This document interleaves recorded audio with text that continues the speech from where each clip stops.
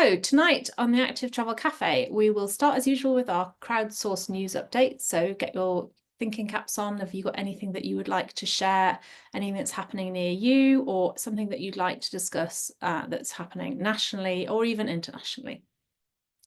And following that, we have our speaker tonight is Emma Allen from Gateshead Council, and she's going to share the work that she's been doing on an active travel social prescribing project. So before we hear from Emma, does anybody have anything they would like to share?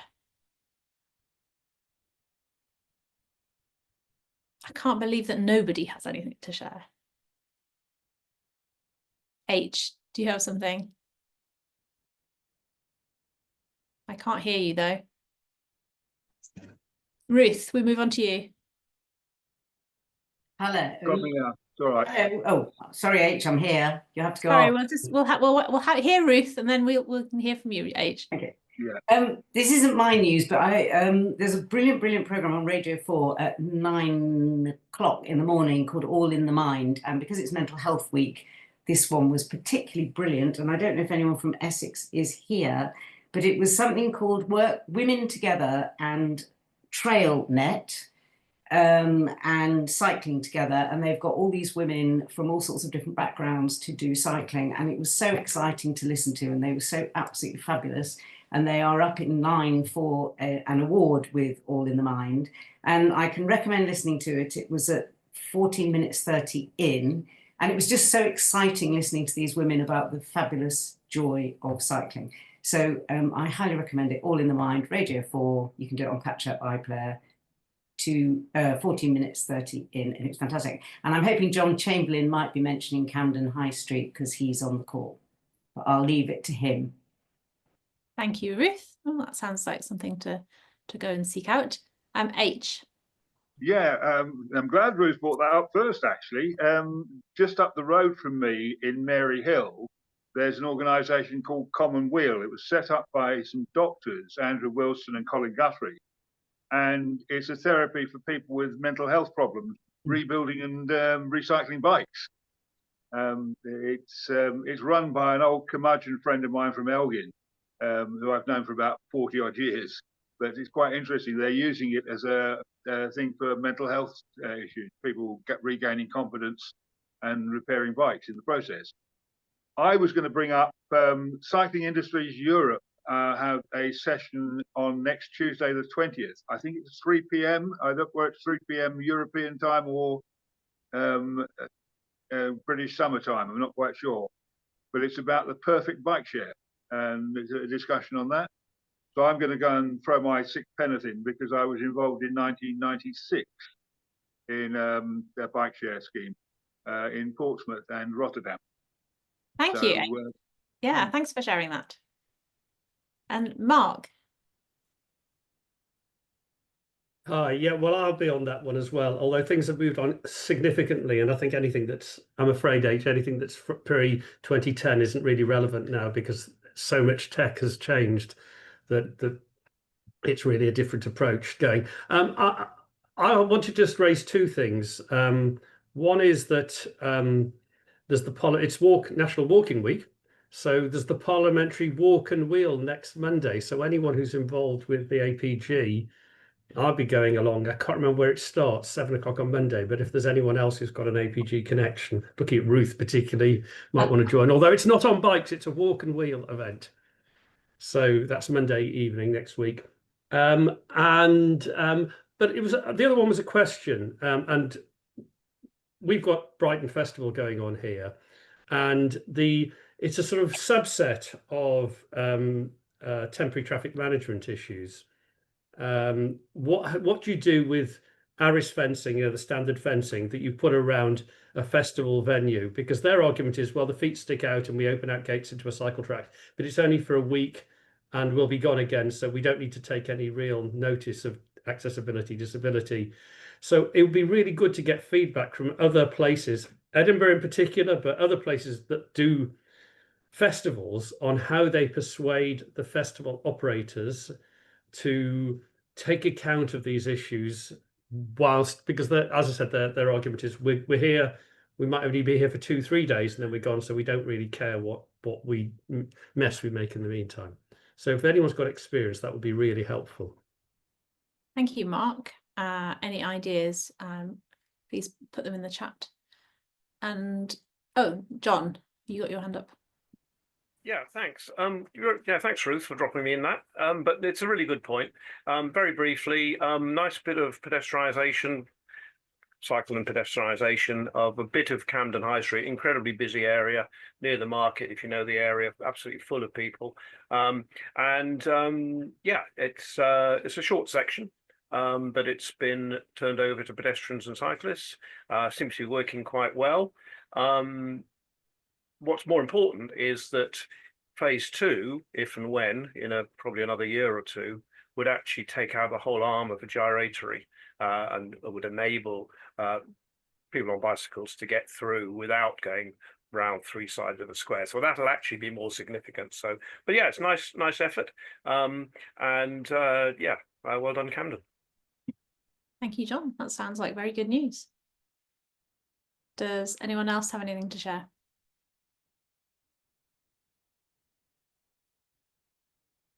Did I see somebody wave there? No. Tim, did you waving? Just to say, I used to sell tickets on the 137 up through Camden High Street. I'm shocked and appalled that you've closed the road to a proper double-decker bus, but there you go. Thank you. Well, if nobody else, oh no, we do have Graham. Graham. Hello.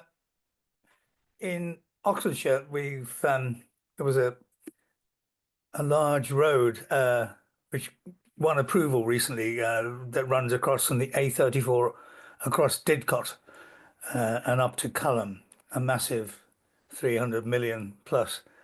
And I was at a meeting of the Road Action Alliance campaign at the weekend, and it became clear to me that the conversation was about, we don't want the road. And then sort of unconnected to that was a conversation along, of course, we need the housing and the roads that might be appropriate to housing. And it occurs to me that in Oxfordshire, we don't have an alternative to using the design manual for roads and bridges, those big dual carriageways with no frontage access. And I wonder if any other counties have roads which actually connect places and become local high streets, for instance. I'd love to hear about it. Yeah, I think that's yeah, that would be very interesting to hear about. So if anybody has any pointers on that at all, actually it would be something it would be interesting to invite someone to talk about, because I think it's a pretty widespread problem, isn't it, that all new housing has a dual carriageway and many roundabouts. Yeah. Often with just people living around a roundabout, which is we have certainly in the northeast. Yeah, one of the other things on Friday, there was a UDL, Urban Design London, ran a session, a virtual tour of Cambridge. And there were some dramatically wonderful bits of housing.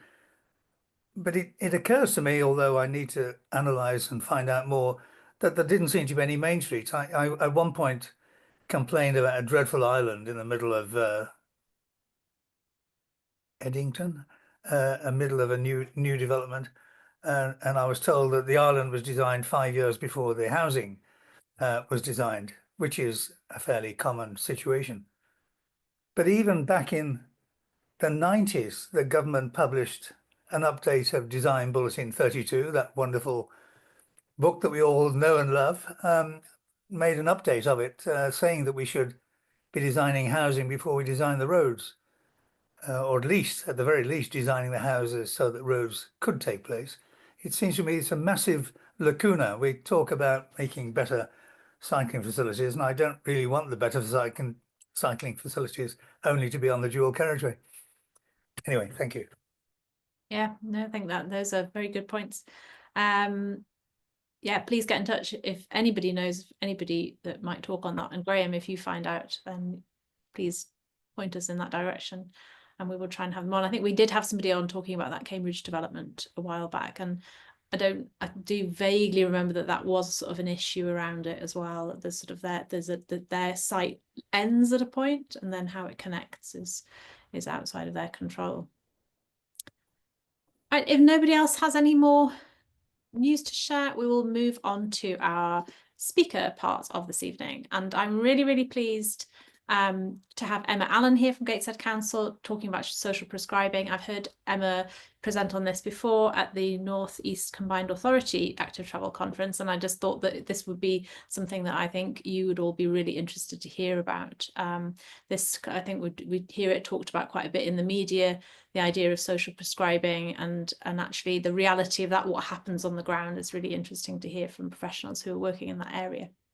So on that note, Emma, I'll hand over to you. Do you want to try sharing your slides? Yeah, bear with me, everybody. I'll share this presentation. Thanks very much for having me here today. Click that and... Right, can't see anything other than my presentation. So is that all good, Sally? Yeah, we've got the little thing at the bottom. I don't know if you can press yeah, sorry. hide. If you go hide, I think that should... Yep. No, that's got rid of the wrong one. I think you would just need to press the other one, then that'll get rid of it. Yeah. I went for the big blue button, didn't I?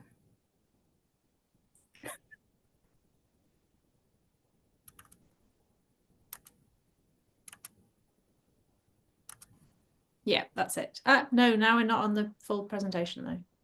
Yep, that's coming. Yeah, no. Okay. Now we're there. Okay. Awesome. Right, let's start again, shall we? Thanks very much, everybody. As Sally's mentioned, my name is Emma Allen. I am the Active Travel Manager in Public Health at Gateshead Council. I'm just going to caveat that I don't manage all things active travel at Gateshead Council. My colleagues may disagree with that because I nibble their ankles and gnaw on their knees about anything active travel related. I've worked in this field all of my career. Started out with Sustrans. I've walked the walk, delivered the bike rides, been soaking wet and boiling hot and everything in between.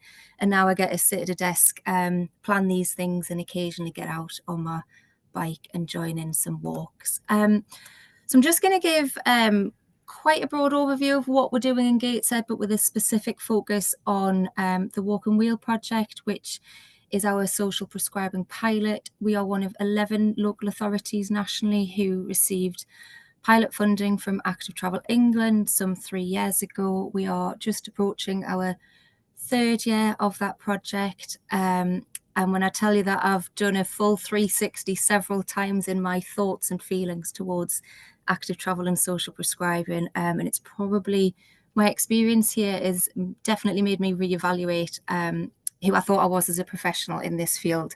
And I'm happy to, more than happy to talk about that later. So first of all, just Gateshead, for those of you who aren't familiar, this is our borough in the northeast of England. You can tell by my accent, looks a bit like a bull, that one perhaps. What we've got here is our index of multiple deprivation. So we're a borough of just under 200,000 people. We've got some pockets of really high deprivation. To the north of us, we've got the River Tyne. Out towards the west, there towards the Bull's Back Legs, we've got some fairly rural pockets in Chopwell, but then we head more towards the east, where we've got much more urban areas. We've got the A1 cuts through our borough, and we've also got the East Coast Main Line. So I think I've ticked most boxes for transport modes. Oh, we've got the Tyne and Wear Metro service, which runs through the borough as well.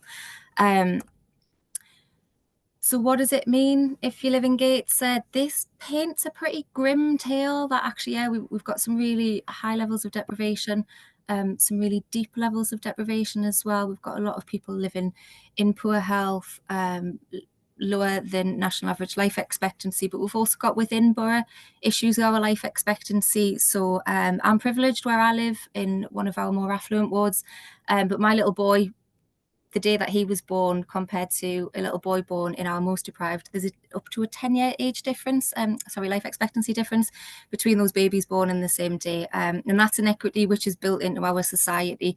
But in the northeast and in Gateshead, we're seeing that much more significantly than some of our counterparts in the south. But it's not that grim. That sounded pretty negative, so I threw these slides in today because it's a beautiful sunny day. That's me in the middle there on a selfie out on one of our rides, but we've got some really cool infrastructure. We've got some good stuff. We've got some pretty stuff. I'm going to mention infrastructure because some of you may have seen on national news, particularly over Christmas, that our flyover is crumbling, but we're not going to dwell on that. We're going to talk about active travel modes. Although we did talk at one point, we tried to open that up just to active travel in COVID, but we're not going to talk about the experience of that one today. Sorry, I'm missing a slide here on social prescribing. I'm just going to step back because I was expecting a slide here to actually say what social prescribing is. I'm well aware that I'm going to use this phrase a lot. So social prescribing, I'm sure many of us here today acknowledge that medicine can't fix everything, is not a magic answer. And a lot of healthcare professionals, what we've seen, and this is true nationally, that many people are making regular attendances at a healthcare professional and their problems cannot be fixed by medicine. We're looking at social issues, financial issues, and the only places that these people know where to go to for any support is the GP. Indeed, we know some people visit their GP because that's the only social interaction that they may get. So social prescribing offers real shoulder-to-shoulder support. It's very community focused. It's not magic. There's got to be an engagement element from the individual. How it works in Gateshead is an individual can present at their healthcare professional who may recognise that individual doesn't need magic medicine, if such a thing exists, and can encourage that individual to be referred to a link worker. Our link workers, the structure's changed slightly, but they sit within the GP surgeries, and they really are community experts. They know what's going on in the community and they know a lot of the connections that they can link people into. So an individual may present, be referred with their link worker. Their link worker works with an individual on a very personalized plan. It is not limited by time either. They do not say, hey, in 12 weeks, we're going to have fixed everything and you're going to be confident to live your life. What they can do is link that person in with our social prescribing pilot. And what we offer is a range of different things. Sorry, I've jumped backwards there to describe social prescribing. I'm going to jump forwards now to the bigger picture of active travel in Gateshead. So many of you will be familiar with this kind of map where we've got some of our schemes on there, the good, the bad and the ugly, and lots of gaps in between, I think. And I know my colleagues in this building accept me saying that. So like I mentioned, we've got National Cycle Network, we've got LTN 120 standard, but is it enough to build it and they will come? Well, those individuals who may be presenting at their GP, absolutely not. The best quality cycle and walking and wheeling infrastructure on the planet is not going to inspire somebody who physically cannot get outside of their own door because of social anxieties. And our social prescribing pilot is supposed to bridge some of that gap, as I alluded to at the start.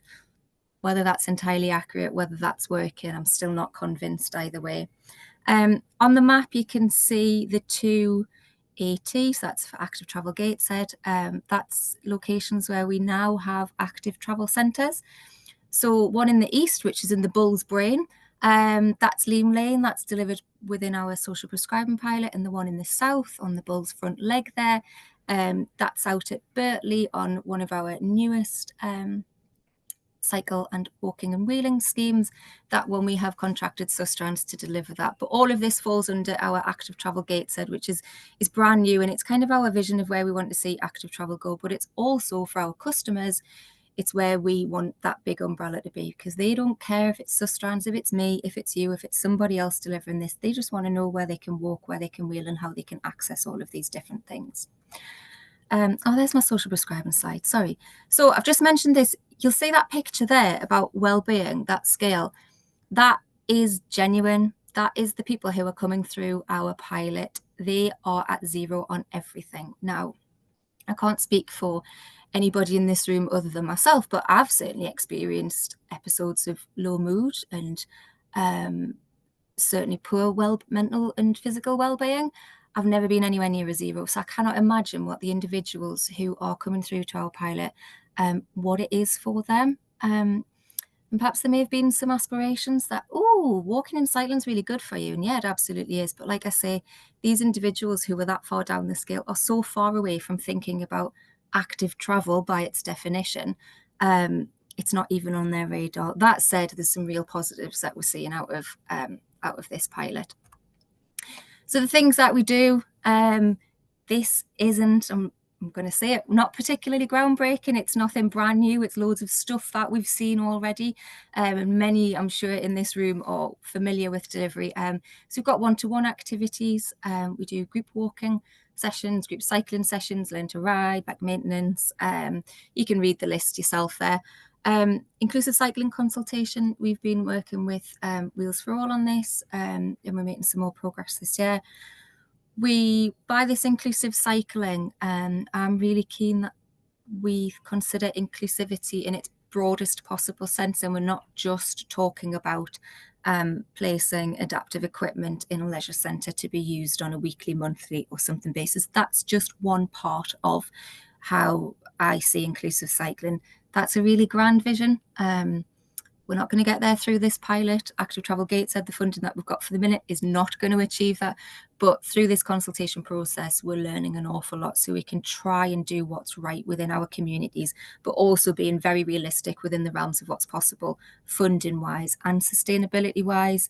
Again, I'm sure we're all familiar with shipping containers full of equipment that gets used and then funding disappears and then it's not used.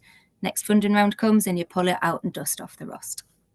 We're about to launch a grant scheme as well, which we're really encouraging a community focus of to empower those communities.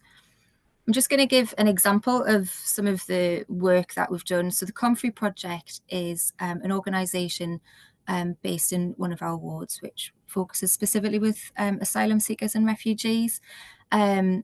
And I found this one incredibly interesting because, again, you know, we think, oh, we're going to go and do some walks and bike rides. But we've actually learned an awful lot through that community, particularly when we're hearing about the experiences that individuals there have been through in life, you know, being uplifted from their homes, from their countries and being plonked into Benjamin Gateshead. Anyone who's familiar with it, it's quite a unique setting, certainly. But actually what these individuals are saying, that actually I've overcome so much that getting on a bike in Gateshead is going to be nothing.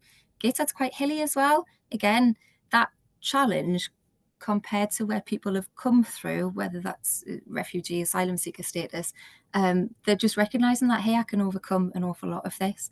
That project specifically, they got a separate grant from the UK Shared Prosperity Fund, and it's absolutely incredible what they're managing to achieve with very little money. It's community bike recycling. It's empowering women and their children to get out on their bikes, to walk, to cycle, to have that freedom to move within their communities. We aren't within the social prescribing pilot, or within indeed the money that we've got within the local authority. We can't build all of the infrastructure that we might wish to. But again, what we are able to do is gather some insights from these communities who traditionally wouldn't touch transport consultation or engagement, whether that's through lack of comprehension or just think, what's the point? It's already a done deal. We're starting to learn an awful lot.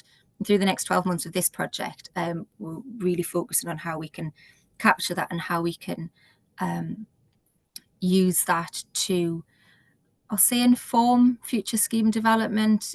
We all know it's not that easy, but by simply giving that voice to those users, hopefully we'll start to see that in some of the schemes that we dream up through future funding rounds. There's some numbers. Sorry, I only had the numbers up to December 24 because we've only just done our submission to Active Travel England and graphics didn't have the time to update this for me. I'm not going to read through this, but one thing I will say is those numbers may look quite low, particularly if anybody Googles how much money we got.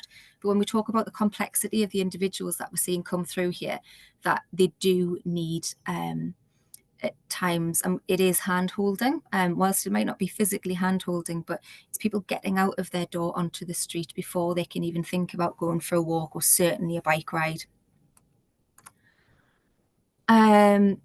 Lovely little case study here to just really frame, again, some of that complexity of the individuals that we come through. I think when we bid for this money, we thought, oh yeah, we can get people out and they might need a little bit of help getting to the end of the street, but they're going to walk, they're going to cycle in their communities, etc., etc. But actually, when you look at this case study here, this individual was incredibly isolated and she was using a taxi. to go out once a week. That's incredibly expensive for somebody who is unable to work because of their health conditions. And with the support of one of our active travel officers, she is doing more steps than I do most days, I'm ashamed to admit, but also now she's integrating with other groups, other opportunities, but equally she's not paying for taxis. Now, it's a beautiful sunny day out here. I will say that this case study, we actually compiled it, I think it was just before Christmas. So this is not just a summer case studies. This is somebody now who can go out. I'm not going to say in all weathers because who does? But this is an individual who understands how to access things within her community and is able to go out and enjoy life. Something else we've done with the support of Living Streets, who we commissioned, was some community street audits, and the transport planner in me would go, wow, 50% of trips are already active travel. That fits a regional transport strategy. But that's the reality because of where these people live, because actually car ownership is aspirational. It means they've achieved something and they've got some money. So a lot of people are walking in slightly within their community, but they don't feel welcome or safe. I will say that that's not necessarily because they're bad antisocial places. It's a number of different factors, and a lot of that is car orientated. It's a product of the cars that are in those space. Poor pavement condition, etc. Again, which we're all familiar with, but with that, we did have an embarrassed laugh when we realised that there's been awards offered for these houses. Fair enough, 1960, it was a little while ago, wasn't it? But also we discovered that a community street audit had been undertaken some 10 or so years ago and was still sat on a shelf collecting dust. So moving on from that, we're really keen, and this is me nibbling on ankles and gnawing on knees, that these community route audits do not sit on shelves. So we've had people come out and tell us what it's like to live in their spaces, what it's like. We've walked their streets with them. We're taking that to the next level. We're being really open and honest. We can't fix everything overnight. It takes time, it takes money. But we're hoping that open dialogue, that one, people understand a little bit more about how local authority processes might work. We're not going to go into detail. We don't have the time for that. But it's about community empowerment as well, to say, actually, if there is a problem, these are the ways that you can report it. These are the ways that you can use your voice. And these are the things that could be possible. But we're also acknowledging that there are some limits to that, and the community have received that really well. Some might be sitting there thinking, well, that's fairly obvious, but perhaps we've not been too good at that for whatever reason within a local authority and within other projects that I've worked at. So I describe what we're doing in Active Travel as a bit of a jigsaw puzzle. We've all got different pieces, we've all got odd shaped pieces. Do they all fit together? But actually, Active Travel, and I know I'm speaking with people who fully recognise this, but Active Travel creates a real opportunity. What we're seeing through this pilot is we're learning an awful lot. Yes, people's health is improving, but we're also starting to see how Active Travel can really help people thrive within our community, and that's part of our corporate plan and our health and wellbeing strategy. And again, we might all think, oh well, it's fairly obvious, isn't it, Active Travel? But again, that some of our thinking previously may have been more about how we can switch from car to Active Travel, but now we're recognizing that actually those 5 steps out of the front door for somebody is incredibly important for their health and wellbeing. It's not going to achieve carbon reduction targets because it's not taking a car off the road, but it's achieving so many other health outcomes for our residents. And I think that's something really crucial that we've perhaps not had at the forefront of some of our thinking when it comes to some of our transport work recently. So there are my details. Thank you very much for that. I will come out of this screen, hopefully. And thank you, Emma. That was really fantastic. I can see there's a few questions in the Q&A. If people have questions they'd like to ask in person, please put your hand up. If you want to add a question to the Q&A, please do that. But I've got a few questions, so I might just start off before I take those. I did wonder whether, I know Gateshead very well, and I kind of know about the sort of efforts, to build active travel infrastructure over the last decade or so, and Gateshead has gone further than I think many authorities and really trying to do the right thing. But as you pointed out, there are all of these kind of gaps, and I wondered whether, I don't even know whether you can talk to this, but do you think that doing this pilot and the kind of current work is helping sort of to put more of a focus on perhaps, you know, what the future direction is? Is there going to be more an effort to make this less, you know, what's the approach going to be? Has it had any impact on that? I think short term, no, because we've got our plans, we've got our LC whip, we've got too many things that perhaps are not quite in motion, but we've got that shopping list almost, but definitely longer term. And I think, yeah, this is a pilot, but like I've said so many times, we're learning so much from this. And I know that colleagues now are looking at the future and where they might want to fill in those gaps and how they might want to fill in those gaps, and thinking, okay, we need to think a little bit differently. I know that's something that Active Travel England are really keen on as well. So I'm really hopeful that we are going to see a more innovative approach. It's not going to happen overnight. I wouldn't even say the next 12 months would see any evidence of that. It's going to be longer term. But I really hope that I'm a Gateshead resident, and I'd really hope that I see some of it going forward. Yeah, it seems like that kind of funding you talked about, that short-termism with funding, and that, I guess, when you have so many things that are funded in the short term, it makes it really, really difficult. You know, how do you ensure that kind of pilot has that sort of lasting impact? You know, you're getting all this really, really invaluable information from people. Yeah, and I think something as well that where we've just had a meeting today where we've had feedback from a number of different stakeholders to say that the richness that we're getting back from this pilot, and they're really keen to see much more orientation towards place-based work. And we do have a place based project through Sport England as well. So it may just be that there's a few stars aligning perhaps to start to bring some of those things together, and we'll start to see some of that going forward. Because I think as well, something that I mentioned, Beacon Loft is one estate which we've got in the borough, and it sits off a beautiful bus route, a nice road. Yes, it's at the top of a hill. There's a new BSIP scheme going in there, and colleagues in transport, and even myself 12 months ago, was like, oh yeah, the people there, and we're going to look at the you know, the benefits that's going to have.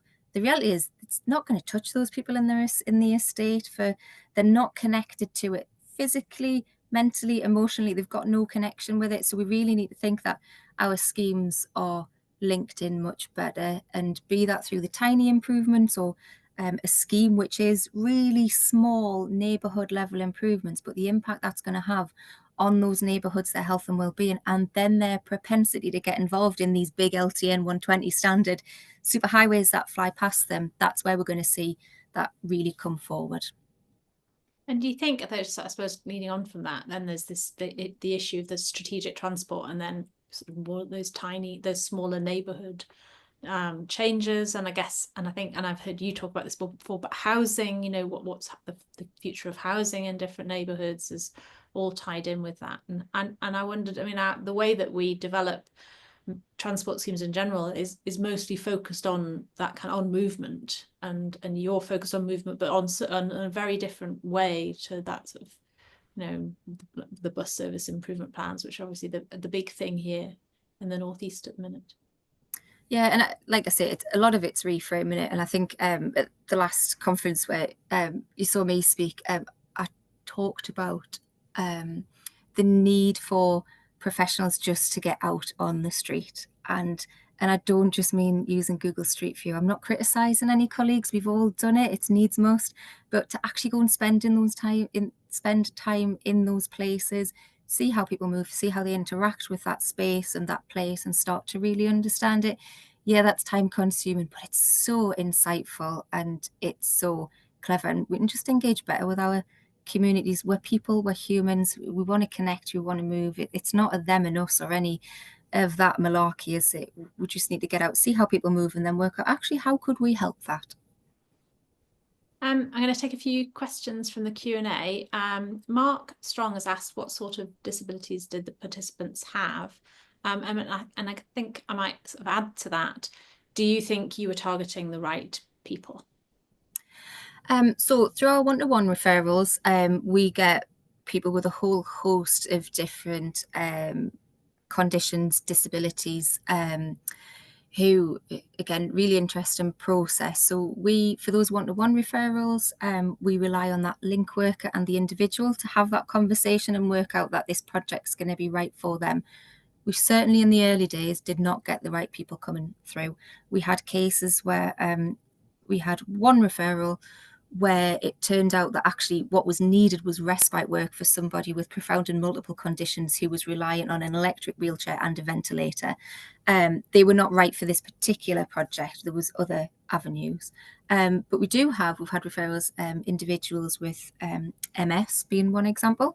And actually some of the work that our officers have been able to do is help that individual appreciate their limitations, but also the opportunities that could be afforded to them. So that particular individual's got an electric bike. Of course, what's happened then is we've discovered all of the problems with infrastructure and antisocial behaviour barriers. So colleagues in transport and rights of way are sick of us sending the email a bit and another one and another one. But that's really important because that individual otherwise would have retreated back into his home and not being able to access anything. So we get a range. I don't think we've got perhaps sufficient reach, but I think that's to do with language. I think there's been this perception remains with the link workers, and it doesn't matter how many engagement events we do, that as individuals they think, oh, riding bikes is perhaps sport orientated or lycra, or because perhaps as individuals their experience themselves is of that, or cycling proficiency in the wet in school. So there's still good opportunities. With some of our inclusive cycling consultation, we've worked with some of our adult social care day services. We've worked with our our SEN schools. So we've had, I think, some good representation there. Interesting from those consultations, it's been caregivers who've come along and said that actually the bikes for the people that they're caring for are great. That's a good experience, but actually they just want to get on a bike and join in as well. And we were like, oh, that's so obvious, but we didn't offer it. We just had all the adapted bikes. So that's something that straight away we're like, right, get our bikes out, get them on bikes. And they've, again, for their own well-being as well, they've been able to experience from that. So there's still an awful lot more work to do from that. And have you what's been the response like about removing barriers? Have you found that they're kind of fairly amenable to that, or does it depend on the location? Does it? A lot of it comes down to perception as well. So obviously, I mean, for some of the locations, I mean, the antisocial behaviour is going to happen anyway. It doesn't matter how many barriers you put on, it's going to happen. Obviously, that we're up against then councillors, officers, etc. Often what's happening at the minute, because of resource issues within the local authority, it goes onto a list. One thing that I'm pushing for and we're trying to do is create a bit more of an evidence-based approach to that, to say, okay, it's not just like a request for it, there's a need within that community for specific reasons, not necessarily for an individual, but are there reasons that what could we open up by removing that barrier or adapting that? But yeah, that's within the constraints of officer time, funding, and pressure from other directions, I'll say. Yeah. Tim Morton says, my only beef about social prescribing is that community groups are asked to support placements, but with no funding following to help, not even the cost of a prescription. Yeah, so I think I understand that, and do speak up if I've misinterpreted this, but yes, a lot of social prescribing pathways do direct individuals to community groups or activities. And yeah, that might increase demand on that service, but there's not always the funding that follows it.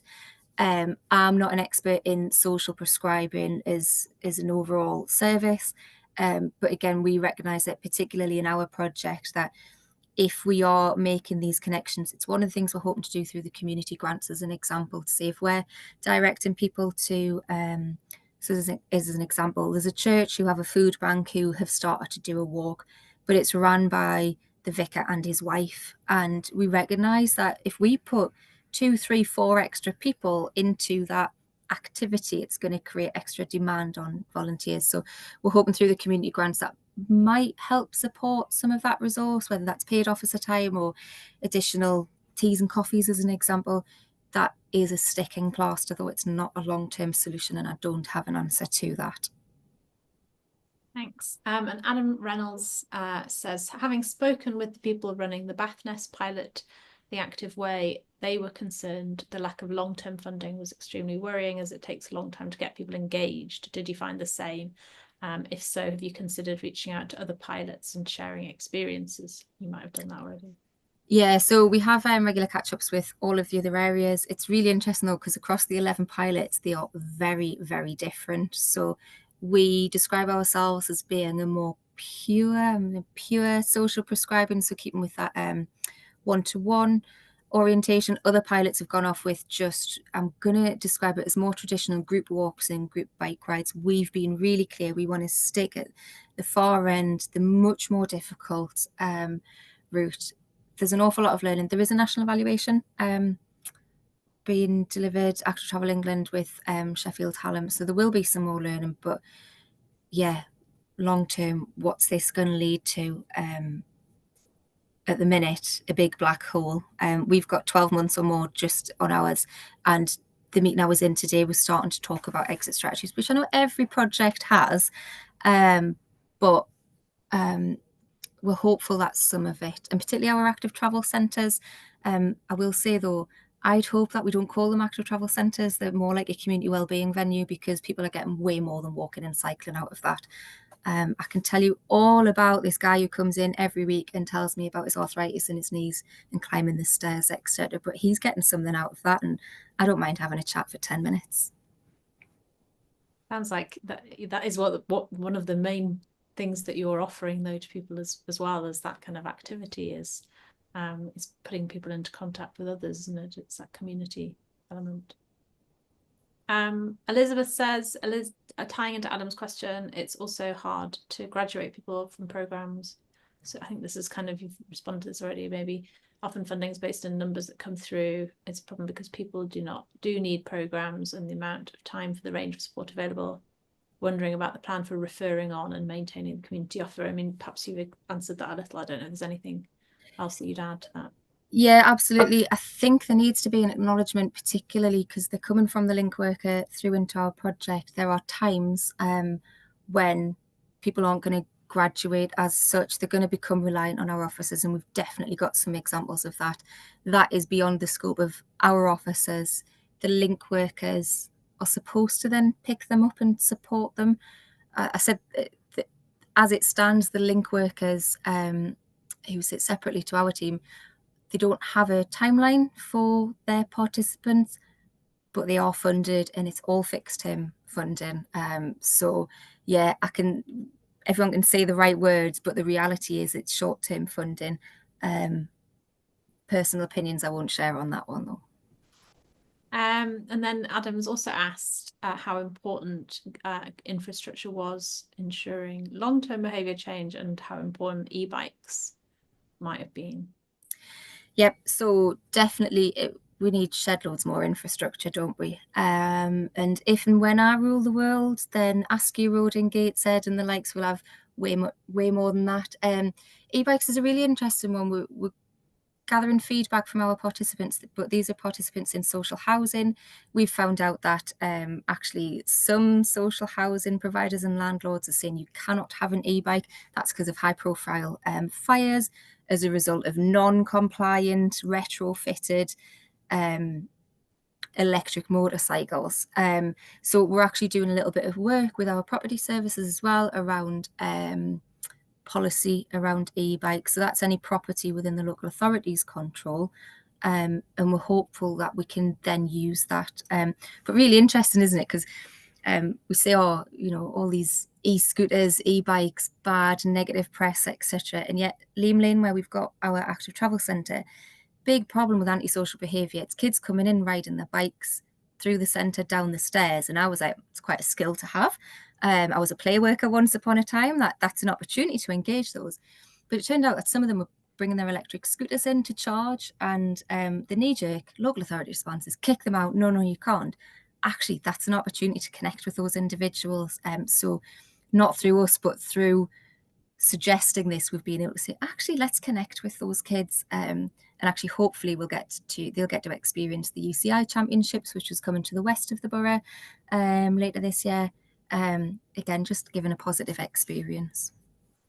Yeah, it's a real shame about the electric scooters, because in Newcastle we've got the higher scooters, and I know from work that I've done with some young people in the West End, they are used a lot by teenagers to get around, and they shouldn't be. They're over 18 only, I think. But yeah, they use them a lot, and it's such a missed opportunity that they can't have their own, and they can't use these higher scooters.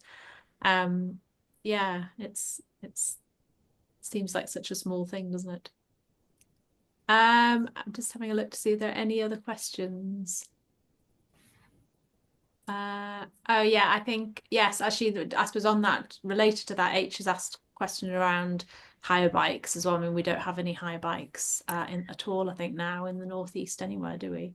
No, the Combined Authority are doing some work to look at this. Again, within our project, storage would be an issue, fear of theft, etc. We are doing some community bike recycling. We've got a lush little spin-off project working with Gateshead College. So we've got some entry level 3 students. So these are students who've left school without any GCSEs, any qualification, generally disengaged. And as part of that entry level 3 with the college, they're doing some bike maintenance. They're fixing bikes, getting them back out in the community. And we're hoping at some point to create a little bit of a circular economy there that isn't reliant on volunteers or funding, that the college is part of some of their sustainability work. But I know just last night from a photo from a colleague that one of those bikes went back to a family at the Comfrey project, and last night in the sun they were riding their bikes. I'm like, what a lush message to get on a sunny evening. Yes, that's lovely to hear. Does anybody have any more questions before we finish? No, I don't think so. Oh, Adam stuck a hand up. Oh, Mark, goodness, they're all coming out now. I just wanted to say, I love your attitude towards this idea of taking the opportunity of a negative thing and turning it around, saying, hang on, this is an opportunity to engage with people. And I think a lot of time that's lost. And I think that's fantastic what you're doing. And I really, really applaud that. It's not a question, just kind of a praise. But yeah, keep on doing what you're doing. But it must be really frustrating knowing that the money's coming to an end. Like, I mean, I had almost swear words, or people just saying, this. You're at that point now where I'm trying to fight to get some more money for them to carry on, because it does take so long for this to kind of bed in, and I think that we need to kind of really push this. It is about behavior change and it is about infrastructure, but together. But these 11 pilots are phenomenally important. Yeah, and I think something that I'm really keen to see is much more of a blended role. I've been a transport planner for a number of years. I've worked in third sector, private sector. I've sat in road safety, and now I'm in public health. And I'm saying, do you know what? Let's stop thinking in silos. We say we work together, but do we really? And actually, if we did blend our roles and were much more integrated, and I'm speaking from a Gateshead perspective particularly, but I have worked regionally, and I think we're missing a huge trick, probably as a product of where we've been through funding cuts, etc., but it really is an opportunity. I will say that 12 months ago I wasn't this positive about things, and was probably like, oh gosh, we've done that, we've tried that, it's terrible. But if we don't see the opportunity, let's all hang up our boots now and walk away from that. And actually, that's not right for the people who stand to benefit most from this. Mark, do you got a hand up as well? Yeah, so I mentioned about the reason I asked about what types of disability is my partner works at the MS Society. She's the regional group manager for the Southeast, but she also knows the regional group person for the Northeast, who lives in Alnwick, which is a bit further away. But anyway, and I'm sure they'd be really interested in flag posting this, so that maybe through to I know there are other disabilities and other people, but the MS Society, I'm sure, would be interested in helping you promote it. And maybe if it's being withdrawn, you don't want to promote it, but it would probably help both sides. both Yeah, that would be organisations. incredible. And I've mentioned that participant. So if you could, because I'm on a local authority laptop here, chances are I'm going to lose all access to everything after this. So do get my contact details from the slides, and I will follow up with that, because that would be really useful. Because I've mentioned a participant with MS. I'm aware of that one in particular. I'm not down on the ground with the team, but I think there's some huge opportunities there. And I just wanted to say, on the scooters side, there is some rumours going around that the rules about the participation in the trial schemes may vary, and they may allow new councils to tender. It's all very, you know, I was at a webinar with Como today, and as always, the government is always saying, something might change or it might not change. So watch this space. All right, cool, thanks. Yeah, we haven't had anything on scooters. Maybe we need to have something on e-scooters again. We haven't talked about them for a while, have we? Actually, and I have spotted another question actually in the chat that Matthew Snegg in Darlington has asked about e-bike charging and storage, and that there's possibly a similar problem with mobility scooters, and do social housing providers have a policy that allows those but not bikes and scooters. I guess not scooters are not allowed anyway, but. Oh, interesting. I'm always looking for disparities in some of our policies there. So yeah, I'm going to take that one away. Great. Hopefully that's helpful. Sorry, the reason I ask is that it's an ongoing problem. I find I'm a councillor in Darlington, and obviously we're in a lucky position. We still retain all our council housing, but there's obviously other social housing providers. And we've found a combination of events. You've got an aging population, but also the access to mobility scooters is so much easier these days. They're dropped in price in the last maybe 20 years. And so as an authority, we're struggling to write a policy that matches what our residents need, obviously, mobility. We don't want them stuck at home or reliant on taxis, but also a right to store a scooter somewhere. Quite often they're not built with storage, so they're going under stairs or in communal areas. And then the question about the charging, and do they need a PAT test, etc. So Emma, if you do any work on that, I'd be really interested to maybe touch base with you on that one. So yeah, I'm in Darlington, so I'm not that far away from you, and I do love the accent as well. Don't worry. It might be worth, I'm just going to put a previous hat on. So I was a regional executive for Mode Shift, and they're based, but they were looking just earlier in the year when I stepped down at doing some certainly some team talks and gathering some expertise in that area. I don't know, but it might be worth touching base with Mode Shift. I know Darlington are members to see if they did do anything. I don't think mobility scooters were included in that, but there was some interest, so it might be worth touching base with them. Excellent. Thanks, Emma. Sorry for butting. Thank you, Matthew. Mike, you have a hand up. Thanks. Yeah, just to colleagues, we've got 3 multi-storey blocks in Newcastle which have got scooter stores. So if you want to reach out, we can sort of have a conversation about how we got those installed, what the plans were. They are open to both e-bikes and mobility scooters. So there's good work being done by Newcastle, and happy to share that. Definitely, definitely keen to explore that. Thanks, Mike. Thank you very much. If we've got no more questions, I think we will finish up there.